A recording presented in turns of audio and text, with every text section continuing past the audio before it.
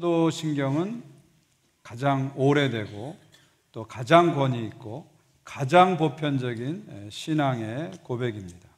그래서 천주교, 성공회, 개신교, 교파를 초월해서 전 세계 공교회들이 공통적으로 보편적으로 고백하는 신앙의 고백입니다. 그런데 사도신경은 그 내용을 보게 되면 12개의 항목으로 되어 있습니다. 그래서 이런 전설이 있습니다. 예수께서 부활 승천하신 다음에 제자들이 모여가지고 예수님께서 가르쳐 주신 것을 정리하는 시간이 있었다고 합니다. 그때 제자들 한 사람씩 예수님이 가르치신 것을 하나씩 이렇게 내놓았는데 그 내놓은 것을 다 모아서 12항목이 돼서 그게 사도신경이 되었다. 그런 이야기가 전해옵니다. 어디까지나 이것은 전해오는 이야기입니다. 사도신경은 12개 항목으로 되어 있습니다. 이 12개 항목 안에는 신약 성경의 가르침이 요약되어 있는 것이죠. 사도들의 가르침의 핵심이 들어있는 것이죠. 다른 이야기로 하면 사도신경의 12개 항목은 기독교 신앙을 12개 헤드라인으로 뽑은 거죠. 12개 헤드라인을 뽑아서 기독교 신앙을 압축하고 요약하고 정리한 것이 사도신경이다. 첫 번째는요, 전능하사 천지를 만드신 하나님 아버지. 두 번째 헤드라인은 그의 아들 우리 주 예수 그리스도. 세 번째 항목은 성령으로 잉태하사 동정녀 마리아에게 나시고, 네 번째 항목은 고난을 받아 십자가에 못 박혀 죽으시고, 다섯 번째 항목은 죽은 자 가운데 다시 살아나시며, 여섯 번째 항목은 하늘에 오르사 전능하신 하늘 앞에 앉아 계시다가, 일곱 번째 헤드라인은 산자와 죽은 자를 심판하러 오시리라. 여덟 번째 헤드라인은 성령을 믿사오며, 아홉 번째는 거룩한 공회와 성도가 교통하는 것, 열 번째는 죄를 사해 주시는 것과, 11번째는 몸이 다시 사는 것, 그리고 마지막 12번째는 영원히 사는 것을 믿사옵나이다. 그러니까 사도신경은 기독교 신앙의 12개의 헤드라인이 모아진 것이다. 이렇게 우리가 정리를 할 수 있습니다. 이것을 좀 분류를 해보면 이런 표로 볼 수가 있습니다. 첫 번째 항목이 전능하사 천지를 만드신 하나님 아버지, 그러니까 성부 하나님에 대한 고백이고요. 2번부터 7번까지는 성자 예수 그리스도에 대한 고백이고요. 여덟 번째가 성령이고, 아홉 번째, 열 번째, 11번째, 12개가 이제 교회와 성도에 관한 것입니다. 이렇게 보시면은 사도신경은 성부, 성자, 성령에 관한 삼위일체적인 고백이 담겨져 있다. 이렇게 우리가 알 수가 있습니다. 그래서 이 하이델베르크 신앙고백, 종교개혁 이후에 가장 권위 있는 신앙고백인 하이델베르크 신앙고백은 이렇게 얘기하고 있습니다. 사도신경의 내용이 어떻게 나눠집니까? 이게 질문이고요. 답이 이겁니다. 세 부분으로 나눠집니다. 성부 하나님과 우리의 창조에 관한 것, 성자 하나님과 우리의 구원에 관한 것, 성령 하나님과 우리의 성화에 관한 것. 결국 사도신경은 성부, 성자, 성령 삼위일체 하나님에 대한 고백이다. 이렇게 볼 수 있죠. 삼위일체에 대한 고백이 사도신경이다. 이렇게 보시면 됩니다. 그렇기 때문에 삼위일체에 대한 이해를 하지 못한다면, 삼위일체를 고백하지 못한다면 이 사도신경 속으로 우리가 깊이 들어갈 수가 없습니다. 그런데 우리가 다 알다시피 삼위일체는요, 이해하기가 참 어렵습니다. 여러분 교회 생활 오래 하신 분들도 삼위일체 설명해 보라면 참 어려우실 거예요. 심지어 목사들도요, 기독교 교리 중에서 가장 설명하기 어려운 교리가 삼위일체입니다. 그만큼 삼위일체가 어렵습니다. 그러나 이 삼위일체는요, 우리가 그냥 믿어도 되고 안 믿어도 되는 그런 교리가 아닙니다.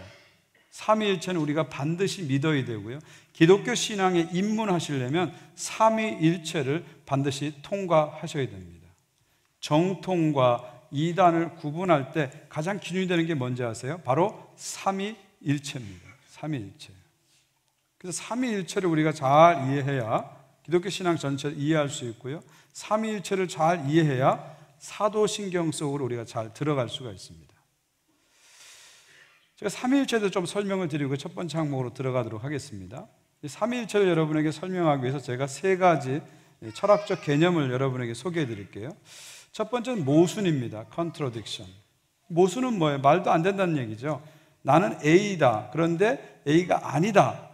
이거 모순이죠. 예를 들면 나는 남자다. 제가 그랬어요. 그 다음 바로 이어서 나는 여자다. 이게 모순이죠. 앞에 것을 부정했기 때문에 모순이 되는 겁니다.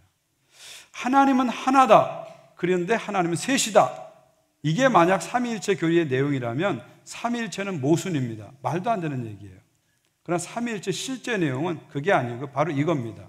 삼위일체는 하나님은 본질상 하나이며 위격상, 인격상 셋이다. 영어로 하면 God is one in essence and three in person 이렇게 되는 거예요. 한번 같이 읽어볼까요? 시작. 하나님은 본질상 하나이시며 위격상 셋이다.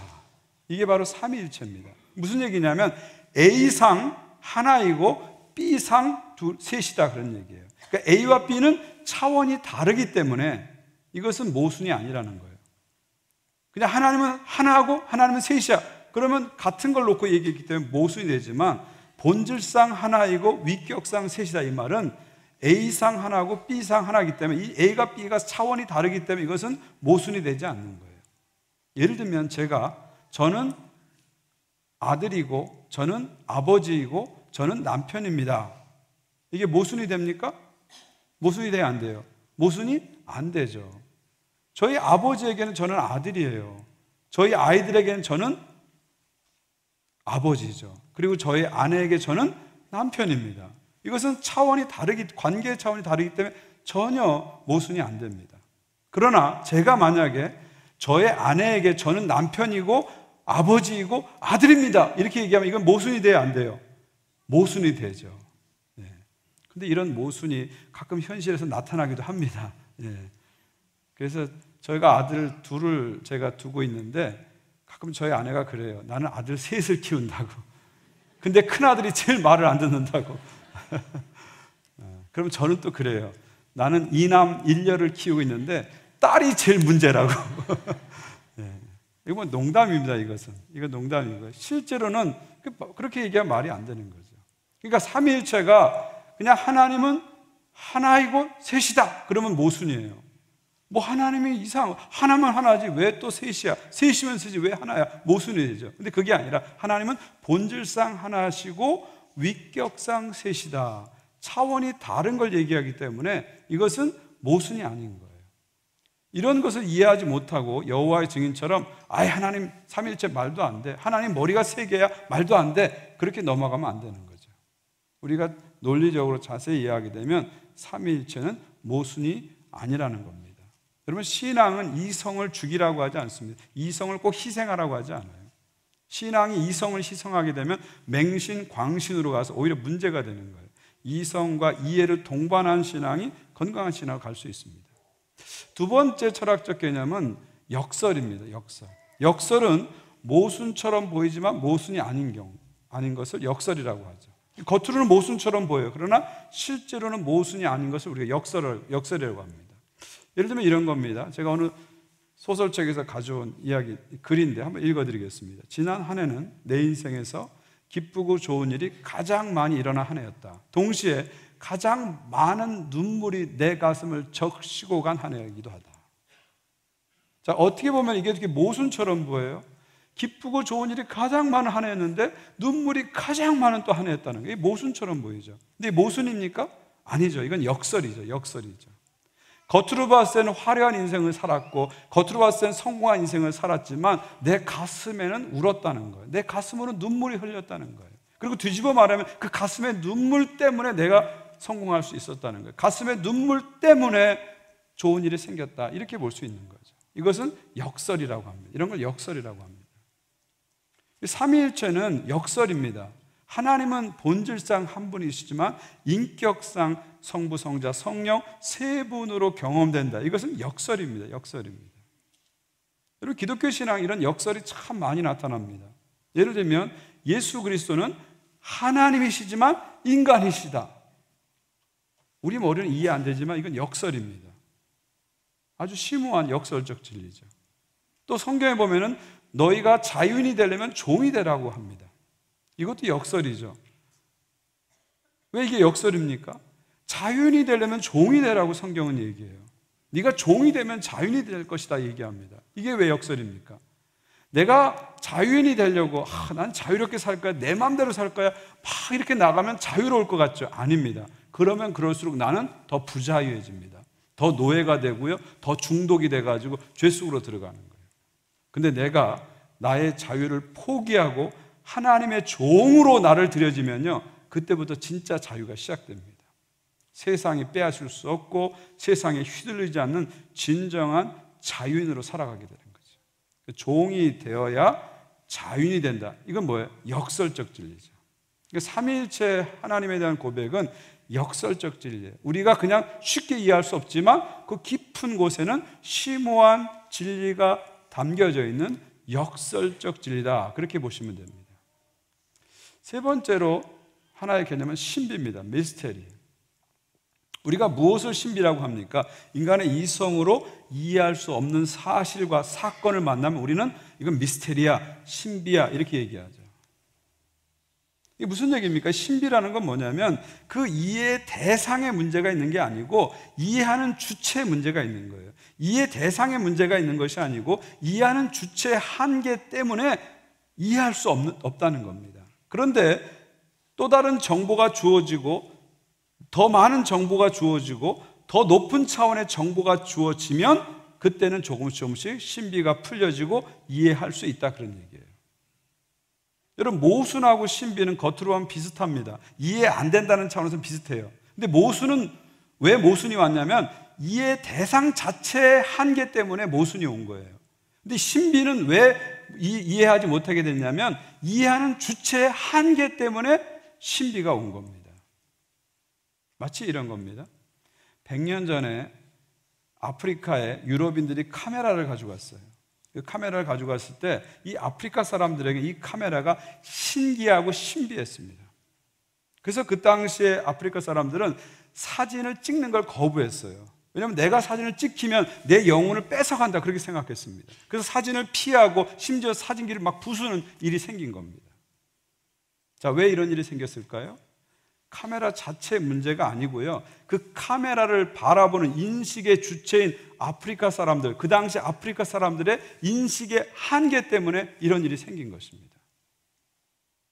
하나님에 대해서 마찬가지입니다.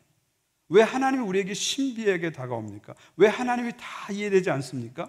그건 하나님 자체의 문제가 아니라 하나님을 이해하고 인식하는 우리의 한계 때문에 오는 거예요. 그렇기 때문에 나는 도대체 이해가 안 돼, 내 머리는 이해가 안 돼, 하나님 못 믿겠어, 이렇게 말하는 것은 잘못된 것이죠. 이 말은 뭐예요? 발신자에게 문제가 있는 게 아니고 수신자에게 문제가 있는데 이 수신자의 문제를 발신자에게 돌려버리는 거예요. 인식의 주체의 문제인데 인식의 대상에게 문제를 돌려버리는 거예요.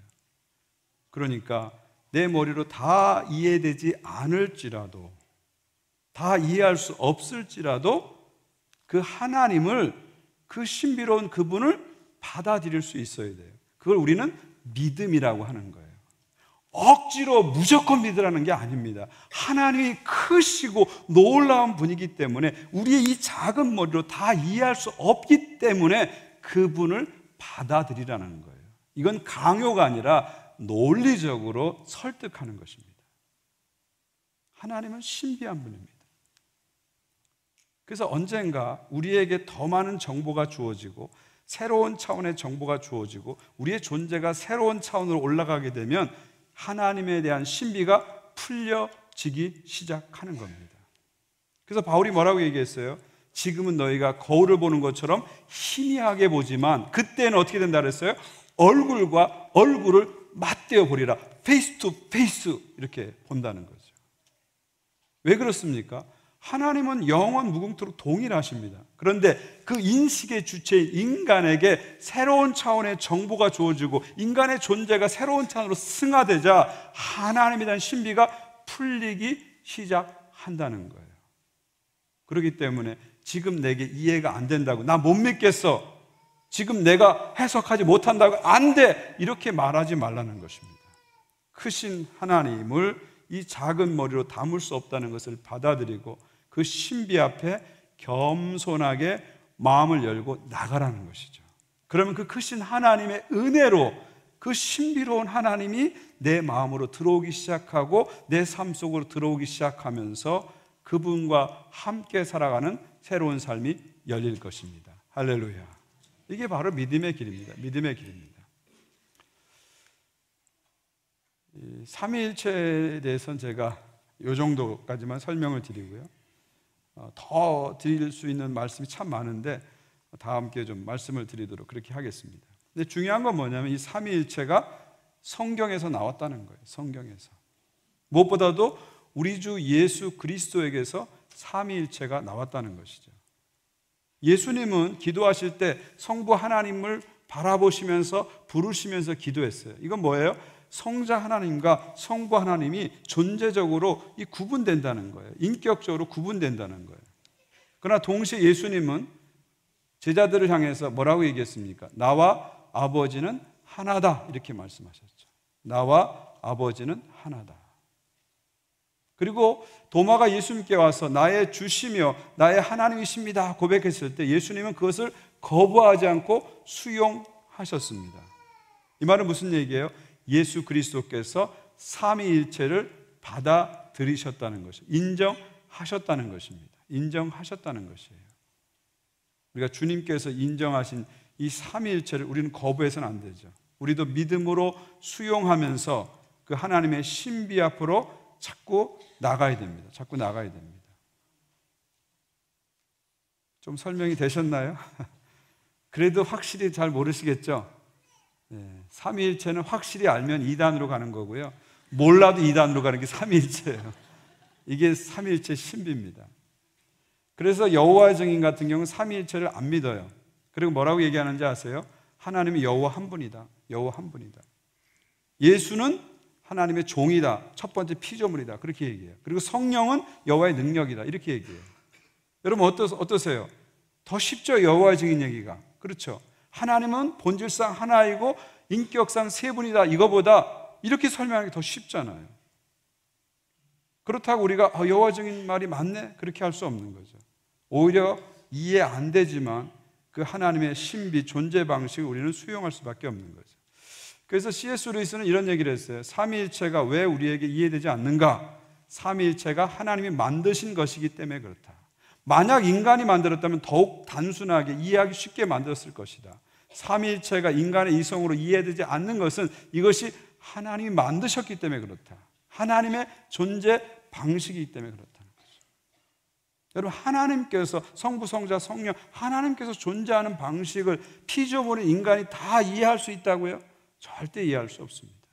저 밑에 있는 개미가 인간의 문명과 인간의 역사를 다 이해할 수 있을까요? 절대 이해할 수 없습니다. 마찬가지로 이 작은 피조물이 이 거대하고 거룩하신 하나님의 존재 방식을 어떻게 이해할 수 있겠습니까? 이해 안 되는 것이 오히려 신비고요. 이해 안 되는 것이 하나님의 뜻이라는 것이죠. 그러므로 우리에게 믿음이 요구되는 것입니다. 자, 여기까지 삼위일체에 대해서 이해를 하시고요. 이 정도 지식을 갖고 우리가 본격적으로 첫 번째 항목으로 들어가 보도록 하겠습니다. 첫 번째 항목은 전능하사 천지를 만드신 하나님 아버지를 내가 믿사오며, 12개의 첫 번째 항목입니다. 같이 한번 읽을까요? 시작. 전능하사 천지를 만드신 하나님 아버지를 내가 믿사오며. 이게 첫 번째 항목입니다. 사도신경 전체의 첫 번째 항목이 바로 이 항목입니다. 동시에 성경 전체의 첫 번째 시작이 바로 이거죠. 여러분, 성경 첫 책이 뭐죠? 창세기죠. 첫 장 1장 첫 절이 뭡니까?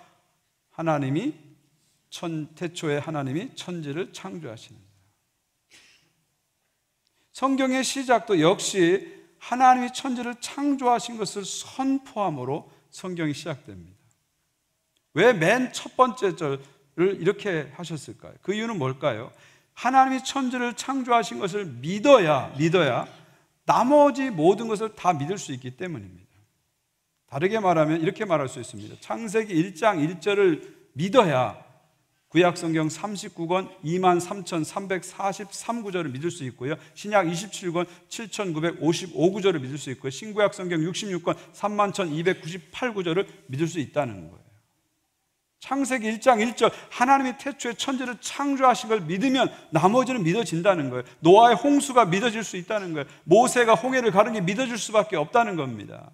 예수께서 이 땅에 오시고 인간이 되신 걸 믿을 수밖에 없다는 거죠. 그분이 오셔서 인간의 병을 고치시고 오병이의 기적을 행하시고 죽으시고 부활하신 것을 믿을 수밖에 없다는 거죠. 여러분 한번 생각해 보십시오. 하나님이 바다를 창조한 걸 믿으면 바다가 갈라지는 것을 우리가 믿지 못할 이유가 없는 거죠. 하나님께서 인간의 몸을 만드신 것을 믿는다면 그분께서 인간을 고치시고 심지어 살리시는 걸 왜 못 믿습니까? 창세기 1장 1절 하나님이 태초에 천지를 창조하시나 이것을 온몸으로 받아들이게 되면 나머지 성경을 다 믿을 수 있다는 거예요. 그래서 창세기 1장 1절을 맨 앞에 배치해 놓은 겁니다. 이거 반대로 얘기하면 창세기 1장 1절을 온전히 믿지 못하면 나머지 성경 말씀을 다 믿을 수 없다, 그렇게 말씀드릴 수 있습니다. 그렇게 본다면 창세기 1장 1절 태초에 하나님이 천지를 창조하시는 이 말씀은 성경으로 들어가는 문이라고 할 수 있죠. 믿음으로 들어가는 문이라고 할 수 있죠. 신앙을 풀어내는 열쇠라고 할 수 있습니다. 창세기 1장 1절을 마음으로 믿으시고 믿음으로 고백하시기를 주의 이름으로 축원드립니다. 여러분 성경은요 하나님에 대해서 설명하지 않습니다. 선포합니다. 설득하지 않습니다. 그냥 선포합니다. 왜요? 하나님이 존재하시고 살아가신 게 너무 확실하기 때문에 하나님 존재를 증명하거나 설득하지 않습니다. 태초에 하나님이 천지를 창조하셔서 하나님은 계시고 그분이 천지를 창조하신 분이야, 그냥 고백합니다. 그냥 선포해버립니다. 피조물인 인간이 창조주가 있다 없다 말하는 것 자체가 말이 안 되는 거예요. 불경스러운 겁니다. 마치 저기 있는 피아노가 스스로 생각하는 거예요. 나를 만든 사람이 있을까 없을까 생각하는 거예요. 그리고 한참 생각하다 엉뚱한 생각하는 거예요. 혹시 내가 스스로 존재한 건 아니야? 이렇게 생각하는 거와 마찬가지인 거예요. 그래서 성경은 뭐라고 말합니까? 어리석은 자는 그 마음에 이르기를 하나님이 없다 하는구나.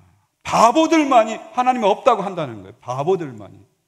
하나님 확실히 계시고 그분이 천지를 창조하셨는데 거기에 대해서 피조물인 인간이 하나님 있느니 없느니 하는 그 자체가 어리석다는 거예요. 터무니없다는 거예요. 말도 안 된다는 거예요. 그래서 성경은 분명하게 하나님은 계시고 그분이 천지를 창조하셨다, 이 고백에서 시작하는 겁니다.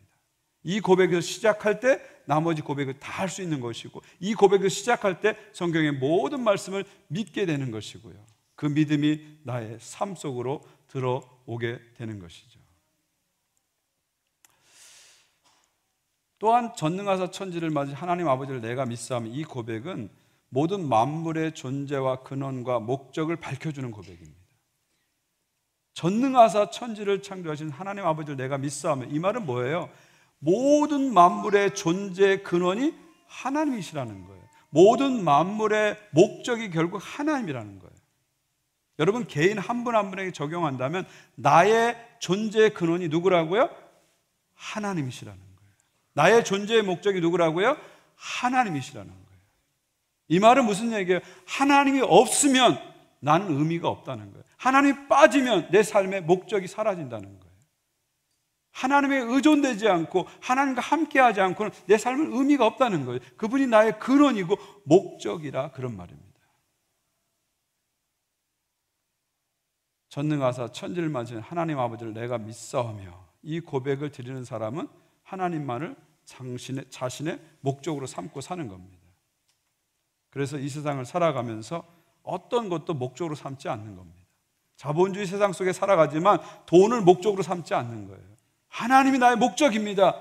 이 고백이 바로 전능하사 천지를 맞이신 하나님 아버지를 내가 믿사오며 이 고백 안에 담겨져 있는 겁니다.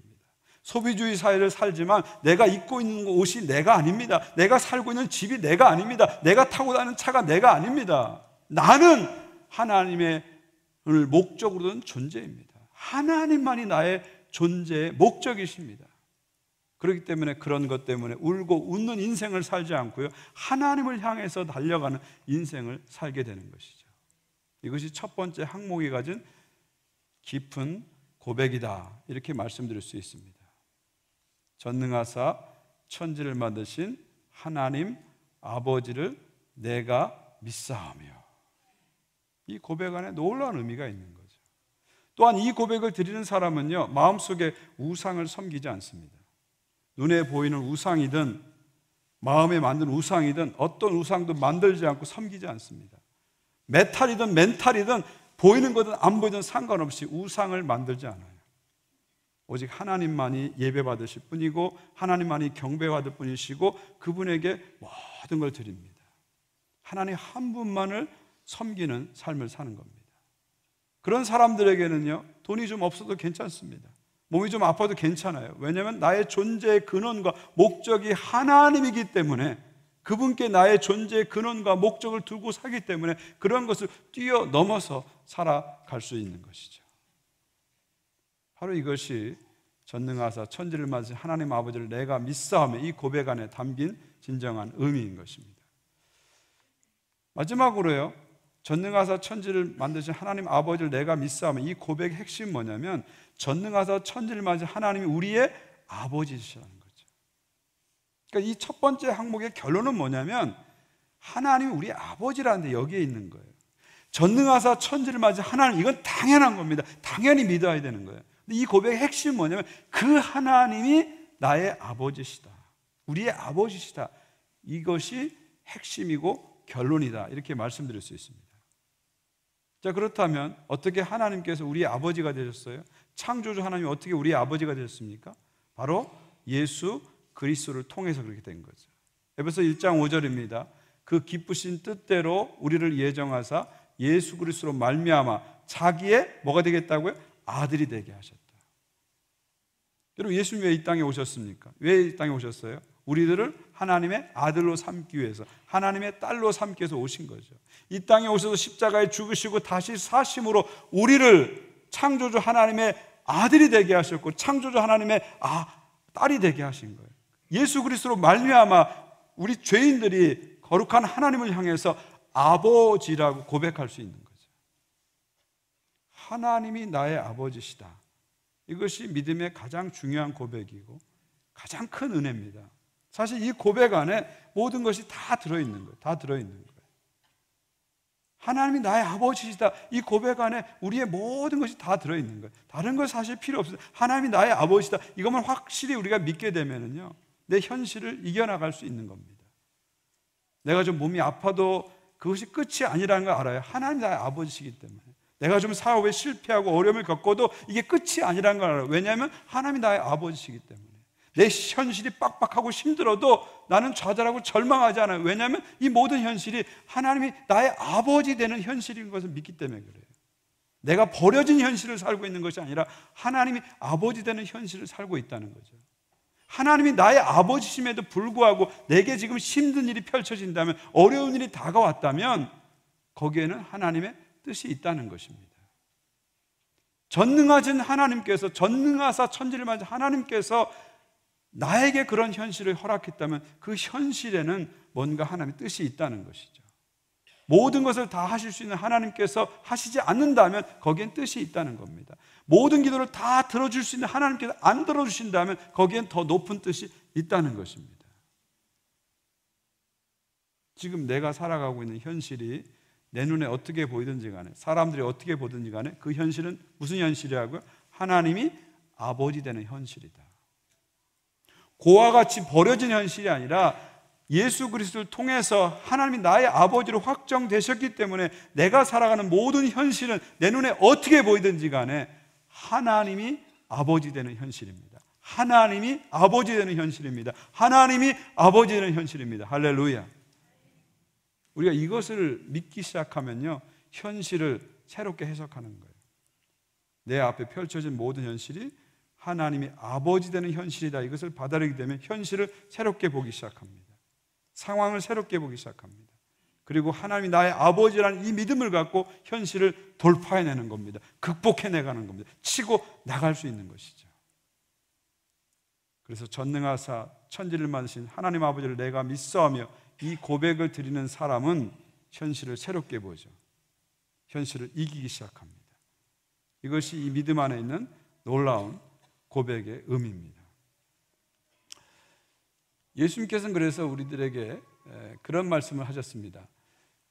우리가 기도할 때 하나님 아버지라고 부르라고 그렇게 말씀하셨어요. 하늘에 계신 우리 아버지라고 부르게 얘기했어요. 그러니까 우리가 어떤 상황에서 기도하든지 간에 어떤 문제를 놓고 기도하든지 간에 하나님을 아버지라고 부르면서 기도하라고 말씀하셨습니다. 이 말은 무슨 얘기입니까? 우리가 어떤 기도를 할 때 제일 중요한 게 뭡니까? 하나님이 나의 아버지라는 이 고백을 가지고 기도한다는 거예요. 내가 어떤 상황에서 기도하든지 간에 어떤 문제를 갖고 기도하든지 간에 하나님이 나의 아버지다. 여기서 출발하라는 거예요. 그래서 무슨 기도를 하든지 하나님이 나의 아버지라는 사실을 잊지 말고 기도하라는 거예요. 하나님이 나의 아버지라는 걸 잊지 말고 살라는 것입니다. 이것이 주기도문에 담긴 가장 큰 진리입니다. 하나님은 나의 아버지시다. 하나님 나의 아버지시다.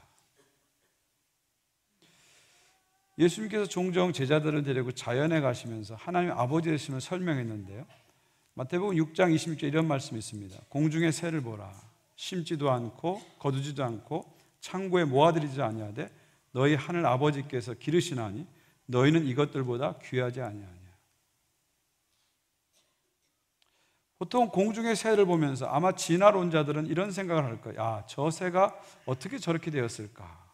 어떤 진화의 과정을 거쳐서 저 새가 저렇게 되었을까 생각할 거예요. 근데 우리 주님께서는요, 공중의 새를 보시면서 그것을 만드신 분을 생각하셨습니다. 그것을 만드신 하나님 아버지를 생각하셨죠. 그리고 그분께서 지금도 만드셨을 뿐만 아니라 공중의 참새도 돌보신다는 것을 말씀하셨습니다. 참새 한 마리가 땅에 떨어지는 것도 간섭하시는 하나님에 대해서 예수님은 말씀하셨죠. 그러면서 우리들에게 말씀하시죠. 참새 한 마리도 이렇게 돌보시는데 하물며 너희 아버지께서 너희들 돌보지 않겠느냐. 너희는 참새보다 귀하기 때문에 하나님은 너희들을 반드시 돌볼 것이다 말씀하십니다. 여러분 설득력 있지 않으세요? 참새를 만드시고 참새를 돌보시는 하나님, 그 하나님 창조주 하나님께서 우리 아버지 되시기 때문에 참새보다 귀한 우리들을 돌보신다는 거예요. 우리들과 함께 하신다는 거예요. 우리들을 책임지신다는 거예요. 할렐루야. 이것이 주님의 말씀입니다. 주님의 말씀입니다. 우리는 때로 그런 생각을 해요. 신앙생활 오래 하다 보면 자꾸 하나님의 전능하심에 대해서 믿지 못할 때가 있어요. 내 마음대로 이렇게 내가 원한 대로 기도한 대로 되지 않으면 하나님 전능하지 않아 그렇게 생각할 수 있습니다. 여러분 하나님의 전능하심은요, 내가 원하는 것을 했는데 안 됐을 때 그 전능하심이 증명되는 게 아닙니다. 그건 내 기준에서 하나님의 전능하심을 보는 거예요. 하나님의 전능하심은 내가 원하는데 해주는 것이 전능하심이 아니고요, 하나님 기준에서 전능하심을 보셔야 됩니다. 하나님의 전능하심은 뭐냐면 하나님께서 작정하신 일을 하실 수 있고 하신다는 게 하나님의 전능하심이에요. 그러니까 내 입장에서 이게 안 될 수 있어요. 안 이루어질 수 있어요. 그렇다고 하나님이 전능하심이 없어지는 것이 아니고요, 하나님의 높은 뜻이 기다리고 있는 것이죠. 공중의 새들도 만드시고 돌보신 하나님, 그 하나님께서 우리들도 돌보시고 사랑하시는 거죠. 이것을 믿을 때 하나님이 나의 아버지 되심이 온전히 내 안에 들어오게 되는 것입니다. 특별히 예수님께서는요, 하나님을 아바라고 부르셨잖아요. 아버지인데 특별히 아바라고 부르셨어요. 이 아바란 말은 헬라어도 아니고 라틴어도 아닙니다. 예수님 당시에 크게 세 가지 언어가 있었습니다. 글로 쓰는 리튼 랭귀지, 이 문자는 주로 라틴어로, 문서는 라틴어로 기록됐고요, 성경은 헬라어로 기록됐고요, 실제로 쓰는 말은 아람어예요. 저 시리아에서 온 상인들이 쓰는 아람어가 그 당시에 스포큰 랭귀지, 에브리데이 랭귀지입니다. 일상에서는 다 아람어를 썼습니다. 예수님도 아람어를 사용하신 거예요. 헬라어를 사용하신 게 아니고 라틴어를 사용하신 게 아니고 히브리어를 사용하신 게 아니고 예수님은 아람어로 말씀하셨어요. 근데 예수님이 그 아람어 중에서 하나님을 부를 때 독특하게 쓰신 한 단어가 있어요. 그게 뭐예요? 바로 아바입니다. 아바. 그래서 기도하실 때 아바 이렇게 부르셨죠. 이 아바라는 단어는 무슨 뜻이냐면 아람어에서 어린아이가 자기 아버지를 부를 때 쓰는 용어입니다. 한국말로 하면 아빠란 뜻이고요, 영어로 하면 데디, 파파 그런 뜻입니다. 그래서 이번에 개역성경에서 아예 아바를 아빠라고 번역한 걸 볼 수가 있죠. 예수님께서는 하나님을 그냥 아버지도 아니고요, 아빠라고 부르셨어요. 이건 무슨 얘기입니까? 예수님은 하나님을 그만큼 친밀하게 생각했다는 거예요. 그만큼 직접적으로 생각했다는 거예요. 하나님은 저 멀리 하늘에 계신 분이 아니라 내 옆에 가까이 계셔서 나와 만나주시고 나를 안아주시고 나에게 말씀하신 가까운 분이라는 거예요. 그래서 하나님을 아빠라고 예수님 부르신 거죠. 또한 예수님께서는 하나님을 아빠라고 당신께서 부르실 뿐만 아니라 성령을 보내셔서 우리 모두에게 하나님을 아빠라고 부르시도록 하셨습니다. 로마서 8장 15절입니다. 우리 한번 같이 읽을까요? 시작. 너희는 다시 무수하는 종의 영을 받지 아니하고 양자의 영을 받았으므로 우리가 아빠, 아버지라 부르짖느니라. 저는 이 로마서 8장 15절을 영적 파리로다 그렇게 말하고 싶어요. 무수하는 종의 영으로 종교생활, 율법생활 하던 분들이 이 말씀을 통해서 자녀의 영을 받고 진정한 신앙생활, 영적인 삶을 살게 해주는 말씀이라는 거죠. 왜 예수님께서 우리에게 성령을 보내셨다고요? 하나님을 아빠라고 우리도 고백하도록 보내주신 것입니다. 사랑하는 성도 여러분, 예수님은 하나님을 아빠라고 부르셨습니다. 전능하사 천지를 창조하신 하나님을 아빠라고 부르셨어요. 그리고 성령을 통해서 우리들도 하나님을 아빠라고 부르도록 말씀하셨습니다. 하나님은 우리의 아빠십니다. 멀리 계신 분이 아니라 가까이 계신 분이에요. 우리를 알아주시는 분이고요, 우리를 이해하시는 분이고요, 우리의 아픔과 슬픔을 알아주시고 함께 해주시는 분입니다. 우리와 삶을 동반하시는 그런 분이십니다. 우리를 품어주시는 분입니다. 우리를 끌어안으시는 분입니다. 전능하사 천지를 만진 하나님 아버지가 우리 아빠라는 사실, 이것이 바로 첫 번째 항목에 담겨진 가장 큰 고백입니다. 전능하사 천지를 만드신 하나님 아버지를 내가 믿사오며, 이 고백을 붙잡으시기 바랍니다. 이 고백을 들으시기 바랍니다. 이 고백으로 승리하시기를 주의 이름으로 축원드립니다. 우리 함께 찬양하기 원하는데요, 오늘 함께 부를 찬양은 아바 아버지입니다. 아바 아버지, 아바 아버지, 아바 아버지, 나를 안으시고 바라보시는 아바 아버지, 아바 아버지, 아바 아버지, 나를 도우시고 힘주시는 아버지. 예수님은 하나님을, 전능하사 천지를 창조하신 하나님을 아바라고 부르셨어요. 그리고 성령을 보내셔서 우리들에게도 아바라고 부르도록 허락하셨습니다. 우리 찬양을 부르면서 전능하사 천지를 창조하신 하나님이 우리 아버지이신 것을, 아빠이신 것을 우리가 믿음으로 고백했으면 좋겠습니다.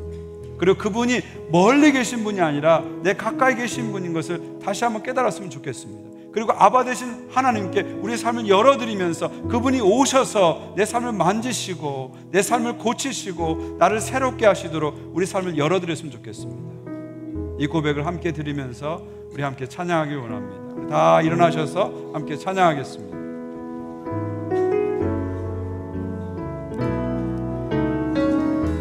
아바 아버지, 아바 아버지, 나를 안으시고 바라보시는 아바 아버지, 아바 아버지, 아바 아버지, 나를 도우시고 힘주시는 아버지. 다시 한번 고백합니다. 아바 아버지,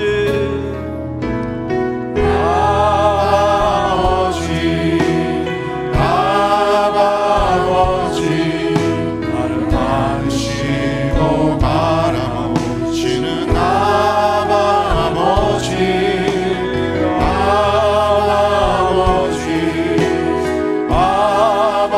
아버지, 나를 도우시고 힘주시는 아버지. 다시 한번 믿음으로 부릅니다. 아바 아버지, 아바 아버지, 아버지, 나를 안으시고 바라보시는 아버지, 아버지,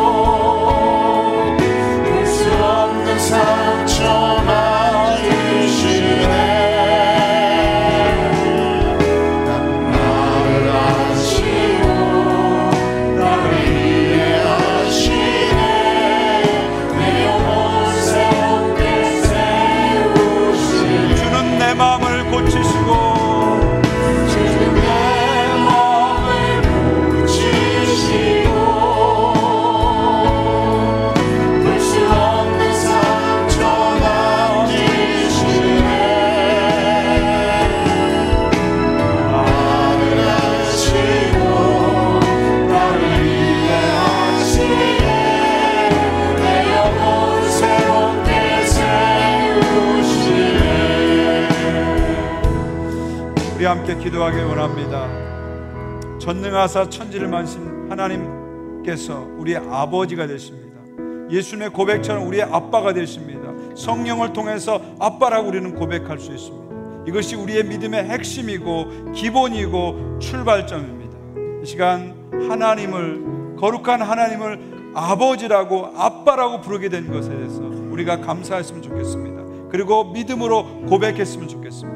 그리고 하나님의 아빠 되는 현실을 내가 살고 있다는 것을 보았으면 좋겠어요. 내 눈앞에 펼쳐진 현실을 그냥 내 눈으로만 보지 않고 하나님의 눈으로 보면서 이것이 하나님의 아버지 되는 현실이라는 것을 우리가 받아들이고 볼 수 있으면 좋겠습니다. 한 걸음 더 나가서 아버지 하나님께서는 우리의 상처를 치유해 주십니다.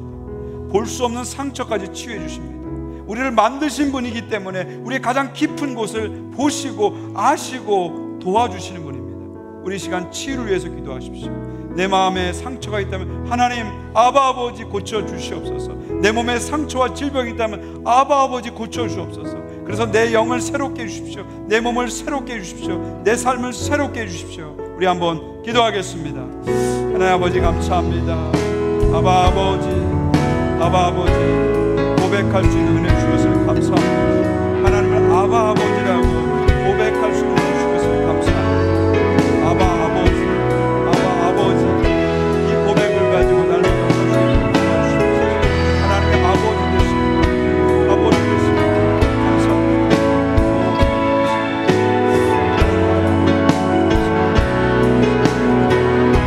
하나님 아버지